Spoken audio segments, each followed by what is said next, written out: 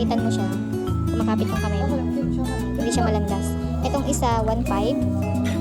Pero mas madulas siya. So, yung pusa, for sure na hindi nila magugustuhan yung texture nito. And syempre, iniiwasan namin na kamutin siya ng pusa. So, siguro ito yung kukunin namin. Tigwa 1.5. Kasi mas maano yung texture. Cutproof. Cutproof. Ayan, yung mga presyuhan na benil. Medyo, magkakaiba sila ng pricing. Depende sa texture at saka sa quality. And yung dito din sa ilalim. Mayroon silang pinapaliwanag about dito. Hindi namin naiintindihan kasi Arabic yun. Pero anyhow, nakapili na kami ng aking financer. Ito na nga. Itong na nga ni 1.5. 1.5 sa okay. Done deal?